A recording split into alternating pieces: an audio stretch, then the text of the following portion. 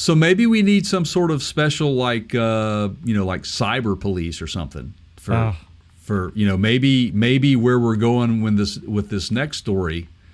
Maybe they can apprehend the culprits. Okay. You know.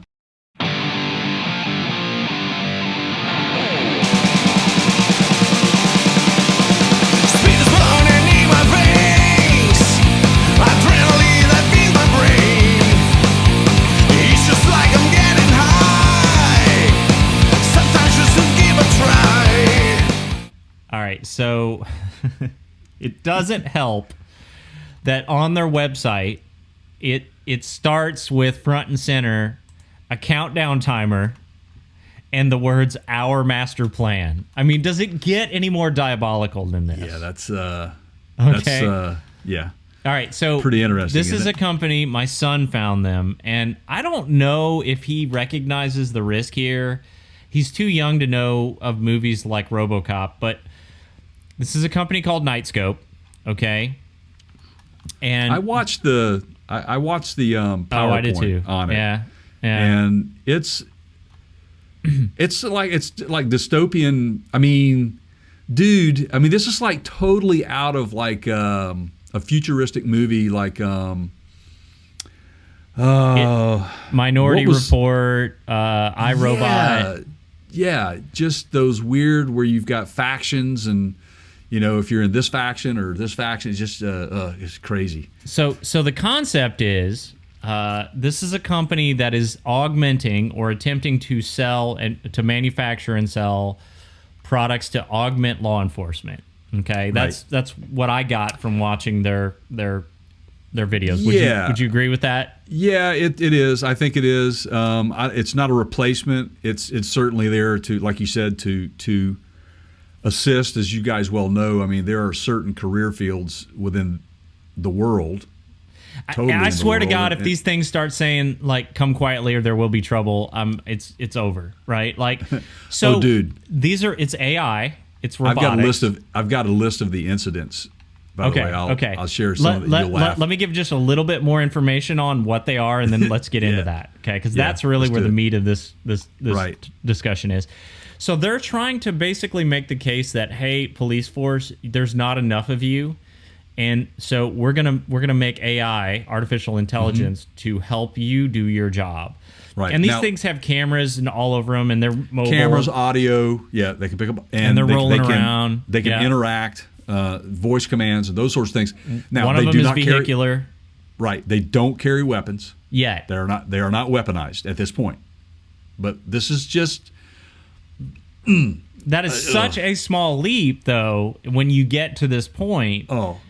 And they wouldn't be like the first step. It wouldn't be like, well, we're gonna put a 50 cal Barrett on it. It would be, well, we're gonna put some tear gas, or we're gonna put and then one of those things gets hacked, and somebody drives one into a bank, and there's your next heist movie, because the robot basically can't be taken down. He's bulletproof, and he's just pumping tear gas into the bank.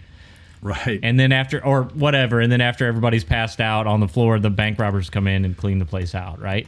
Right. This is not a good idea. Like, this guy, I watched his whole spiel, and I'm sitting here going, I could take that video segment and drop it into the movie ROBOCOP as a commercial on the TV, and it would perfectly fit. Or fit like right into a scene of like Back to the Future 2 or something, where you saw some of that stuff in the future world. Yes. It's scary. This is scary stuff, man. It is real scary. So for those of you who don't know what Knightscope is, basically they're a security. They were a security camera company. They were founded in 2013, I think. Their goal is to design, build, and deploy robots that they call autonomous data machines, okay, or ADMs is what they call it. And they are for the use of monitoring people in malls, parking lots, and neighborhoods. The founders said that they started the company in response to Sandy Hook Elementary shooting, which I understand. Now, if you're going to put them in usages to where they're basically a hall monitor, to where they are a portal for you if you're over here doing your job and you can't be in two places at the same time, where it's a life-saving type situation, or a security camera, yes. But there are some things that this technology that scares me. Now, again, it was founded by former police officer Stacy Stevens in 2013, and he partnered with William Lee, who was a former executive at Ford. Now, this is where it gets interesting to me, and this is going to tie back into what we were talking about with the Facebook hacking. Data. All of your data, okay? So this guy, William Lee, he's a Chinese business executive, and he's known for being the founder of the current, and he is the CEO of the electric car manufacturer in China called NIO. So that's Chinese technology that is spying on U.S. subjects. And if you don't think that you should be careful with this type of technology, this stuff can listen to you. It can determine whether or not it's if it's a voice level raising. Does it sound like it's remember in one of those movies we were talking about where they had algorithms to predict this behavior is likely going to lead to a crime in the future. Right. So we're going to go ahead and shut that down now. Yes. Yeah, and not good. Not good, everybody. Not good. Not this good. Is, not please good. I mean, stop this this is nonsense. There is no version of our future where AI, for the sake of AI, doesn't end poorly. Like right. Terminator, whatever, giving these machines too much authority is not going to end well. Like, why do I feel like I'm the only guy that sees this, Jay? Well, you're not. I mean, you're not alone, and I'm sure that our listeners are wise enough to get it and figure it out too. And speaking of that, if you are listening, if you are watching this video, please make sure you hit the subscribe button. If you're not already subscribed, click that bell for us so you're notified about these videos that come out. Check us out over at partscounterguru.com. If we mention something on our podcast, you can find it there. You can also find every podcasting platform link there as well.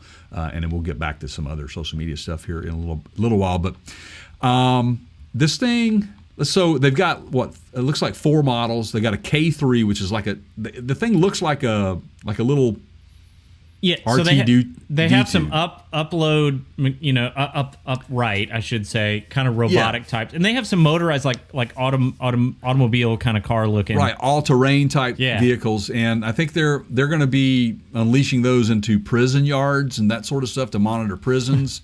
How long until like phallic symbols get spray painted on the sides of these things? Yeah, and, man. I mean, already those delivery bots that are running around on campus have been stolen, and the poor things have been, painted on site, and it's quite interesting. Okay, so this is. Do you have some more info on these? I want to make a point here, but no, go ahead. I keep mentally being drawn back to that famous Ben Franklin quote that I summon frequently on this program, but I feel like this is a great example. And in his, obviously Franklin had no idea what was coming, decades and decades into the future. But remember the quote, those that would give up essential liberty to purchase a little temporary safety deserve neither liberty nor safety. You've heard that one before, right? Oh, yes. So the whole premise of this guy's, if you go and you watch their commercial, the whole premise is security and safety. Right. Like, we're just going to augment the police force. We'll make things safer. Good intentions. At what cost? Right. Absolutely. And you bring that up. And so let's talk about why we bring that up. We get what they're trying to do, but there is a level of privacy that you give up.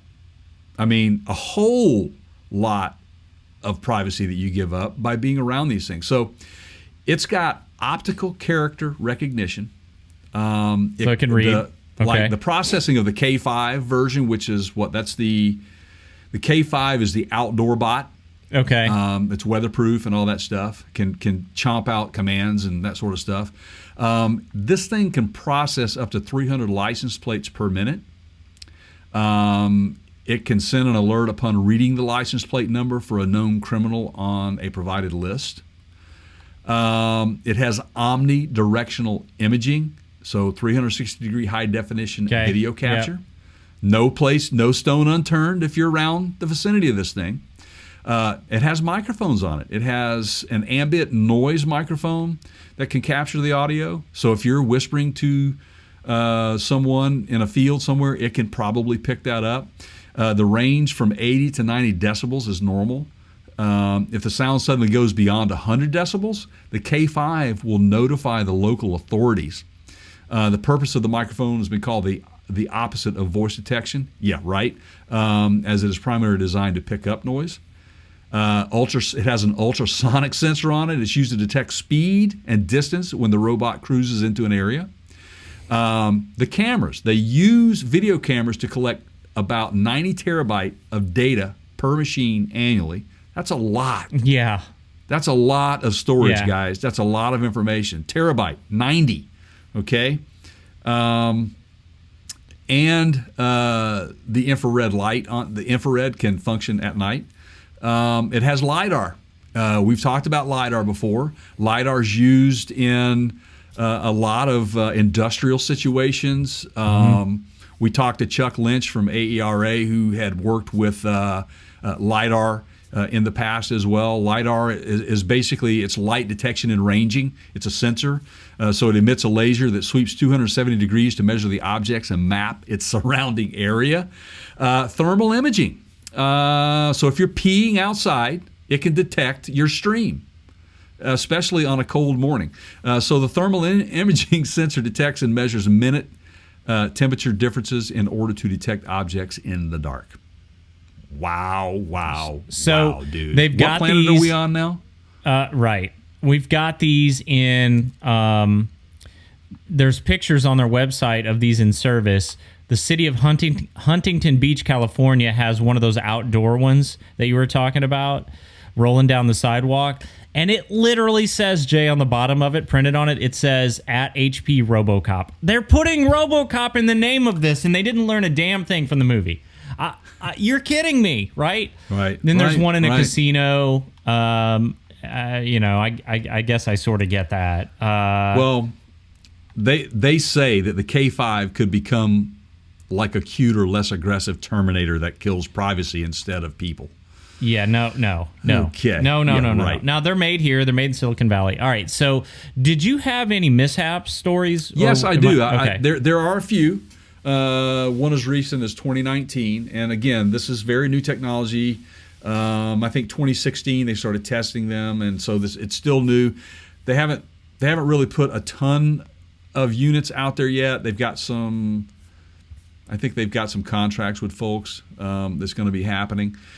So in July 2016, a K5 was deployed at the Stanford Shopping Center in Palo Alto, California. Yeah. It collided with a 16-month-old toddler, bruising the child's leg and running over the child's foot. Apparently, the Stanford Shopping Center responded by docking all of its K5 units, suspending any further activity by the robots until the incident could be investigated. That's a big Silicon Valley area. Yeah. Yep. And it said Knightscope responded, calling the incident an accident, and issued a formal apology to the family of the child. Okay. Well, duh. Yeah. Right. In April of 2017, a 41-year-old Mountain View man was in connection with an alleged parking lot altercation with a K5. also at the Stanford Shopping Center. In July of that same year, a K5 at the Washington Harbor Development in Washington, D.C. slipped on a loose brick surface and fell into a water fountain. December of that same year, San Francisco SPCA rented a Knightscope K5 robot to patrol the area next to their animal shelter, including the public sidewalk, to deter vandalism. Apparently, the SPCA received complaints about using a robot on public sidewalk where homeless people were encamped. I was about to say, in these communities that have a lot of the unhoused, right? How's this going to go over? Here's your spray paint activity. The robot was covered because it was near a homeless encampment. The robot ended up being covered with tarpaulin and smeared with barbecue sauce. This is perfect. Right. So the final incident that I have, and this is as recent as October of 2019, a woman attempted to report a fight in a Huntington Park, California park using the K5's emergency alert button. only for it to reportedly tell the woman to step out of the way. That's so perfect. Apparently it has parameters, man, so right. and zones you shouldn't be touching. So, but yeah, see, as with any technology, and Keith, you preach this all the time, it's not perfect. No, when you start playing around with people's privacy and you start putting these things out there on their own, these are the kinds of things that happen. Yep. I smell lawsuit after lawsuit with this. I mean, for invasion of privacy more so than anything. Think about how the word that kept coming to my mind is, if I'm the SPCA or I'm somebody in that area or I'm over on Huntington Park or whatever, that's oppressive, man. If I'm at that Stanford Mall and I'm running around trying to buy something at the Apple Store or whatever, I mean, here, hold on a second. Hold on. Hey, go ahead and take Andy Griffith out back and shoot him in the head, okay? We're done with that. We're done with that. We don't need him anymore. What? Right. No, we're not. That's yesterday's police. No. We don't need that. We don't need a neighborhood police guy anymore. It's good. We're good. Just send him out to the glue factory. I mean, seriously, that's where we're headed, right? Yes. Like that model of sort of your friendly neighborhood sheriff kind of guy that was a pillar in the community. I don't, for all of you people out there hating on the police, man, I don't want to talk to a robot, man. I want to talk to someone I can reason with who understands that I am not a threat. Yeah. Yeah. I mean, there's a long way to go with this technology, man. I mean, Jay, your voice is getting elevated and your heart rate has increased a little bit. I'm going to have to call for backup. I mean, seriously, right? Then the scale pops up and your face is facial recognition, and they start running a background check on you in the middle of 7-Eleven parking lot, man. These little robots come up to you going, "Hey, man, you're in trouble." Can you imagine? I wonder if there'll be you remember E.T., the movie E.T.? Yeah, of course. I wonder if you'll find one with a dress on, walking around with lipstick on it like E.T. You remember that? That's perfect. Yeah. Wonder if you'll see that. Which came first, the radar or the radar detector, right? Like, I think the same guy was responsible for, both of them. Right. This is kind of one of those, like, how long until we get somebody with little portable EMP guns that you literally just, like, zap the thing and it just takes it offline and short circuits it? Yeah. Absolutely crazy. Wow. This is where we're at, guys. From electric vehicles to ROBOCOPs. I mean, this is, again, life imitating art, man. Right? I mean, this is it, dude. This is like, some of this stuff is like, as a kid growing up and watching movies, or even, as an adult watching some of these these futuristic sci-fi movies, and the stuff is now being utilized every day. It's scary where we're going with this. Not cool, people. Not cool. As a citizen of this country, thank goodness that you do have rights. So you should reach out to your representatives and voice your concerns if you're concerned with this type of technology. That is your right as an American citizen. So please do so if you feel the need to do that. So I'm not real keen on this, but we'll see where we're at in 10 years. And in 10 years, trust me when I tell you this, we will still be podcasting. We might be in, rocking chairs, a bunker somewhere, but we'll still be talking about this. I bet you Zuckerberg gets some of those for his corporate headquarters. What do you think? Can we put together like a little time capsule, man, and like put that in there, and like in 10 years we're gonna revisit certain stories? Sure. Yeah. So let's put this one in the time capsule. I told you so. Yeah. Right. Okay. Let's just put this in the time capsule. Can we do that? Noted. That would be great. So.